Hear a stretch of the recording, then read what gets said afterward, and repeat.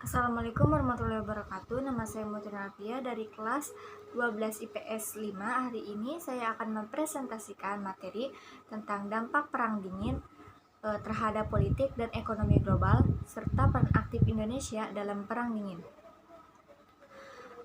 Dampak perang dingin terhadap politik dan ekonomi global. Setelah terjadinya perang dingin memberikan dampak pada perubahan dunia, yaitu terjadinya perubahan di Eropa Timur, Rusia, Jerman untuk mengakhiri kekuasaan komunis dan dominasi Uni Soviet di daerah tersebut. Munculnya perubahan politik dan ekonomi dunia yang menimbulkan hubungan secara menyeluruh atau global maupun kawasan regional yang terlihat, yaitu seperti kebangkitan Jepang. Setelah perang dingin usai, rakyat Jepang mulai bangkit untuk membangun kembali ekonomi negara yang telah hancur.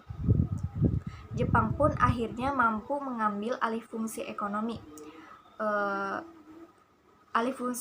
global yang disandang Amerika Serikat dan mampu memberikan bantuan ekonomi bagi negara di kawasan Asia Pasifik.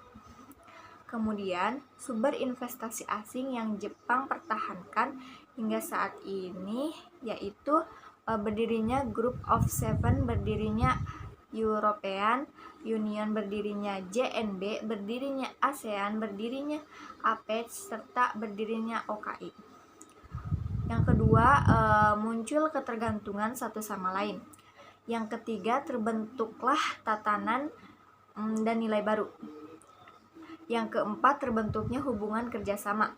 Yang kelima, berakhirnya perang dingin mampu mengakhiri semangat sistem hubungan internasional bipolar. Kemudian sejarah khusus dampak perang dingin memiliki dua, yaitu dampak positif dan dampak negatif. Dampak positif yaitu berada di bidang ekonomi, dampak baik bagi negara yang ditempati untuk membuka usaha atau berinvestasi pada pemilik modal adalah pertumbuhan ekonomi di negara itu.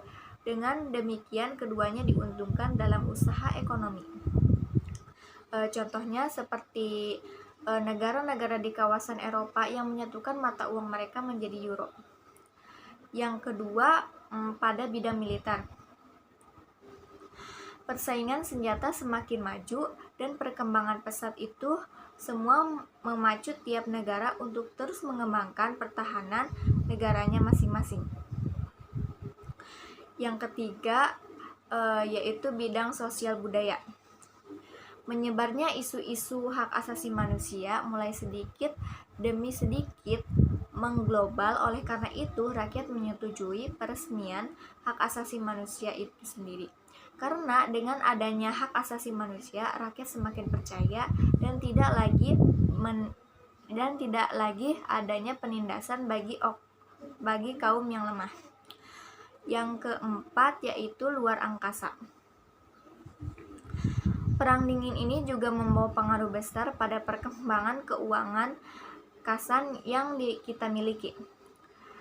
Pada saat itu kedua negara bersaing dan saling berlomba untuk menunjukkan kepada dunia bahwa negara merekalah yang paling baik dengan menyebarkan doktrin-doktrin yang mereka miliki. Dengan adanya perang ini secara tidak langsung juga berdampak pada perkembangan ilmu pendidikan di ruang keangkasaan. Yang terakhir ada teknologi. Di negara-negara maju, teknologi di era modern bukan lagi urusan individu atau komunitas berskala kecil, tetapi teknologi modern mempunyai tujuan nasional pada wilayah ideologi militer maupun ekonomi dan bentuk kesadaran nasional untuk menggali sumber-sumber alam yang ada. Kemudian dampak negatif selama perang dingin berlangsung. Masyarakat mengalami ketakutan akan perang nuklir yang lebih dahsyat dari Perang Dunia Kedua. Yang pertama, pada bidang militer, munculnya sistem aliansi atau fakta pertahanan, yaitu negara yang mempunyai musuh yang sama berusaha membentuk wadah guna pertahankan diri serta melindungi. Contohnya yaitu pembentukan CENTO, METO, pembentukan Fakta Warsa, pembentukan NATO, pembentukan ANZUS, pembentukan SEATO. Yang kedua, pada bidang politik, Amerika mengembangkan paham demokrasi kapitalis dan Uni Soviet mengembangkan paham sosialis. Puncak dari memanasnya politik di dunia, terutama Eropa, adalah dengan dibangunnya tembok Berlin di Jerman sebagai batas antara Jerman Barat dan Jerman Timur. Dalam perjalanan pemerintahannya, Jerman Barat mengalami perkembangan yang jauh lebih besar daripada Jerman Timur. Oleh sebab itu, banyak orang Jerman Timur yang memutuskan untuk hijrah ke Jerman Barat. Kemudian tembok Berlin dikenal orang sebagai simbol bagi Perang Dingin.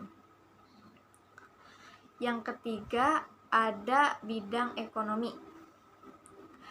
Amerika yang menjadi negara kaya banyak memberikan pinjaman kepada negara-negara yang sedang berkembang, termasuk negara Eropa Barat, sehingga keadaan Eropa semakin memanas karena di Eropa Timur juga menerima bantuan dari Uni Soviet. Sekian presentasi dari saya. Mohon maaf bila ada kesalahan kata atau kesalahan pada video tersebut. Terima kasih. Wassalamualaikum warahmatullahi wabarakatuh.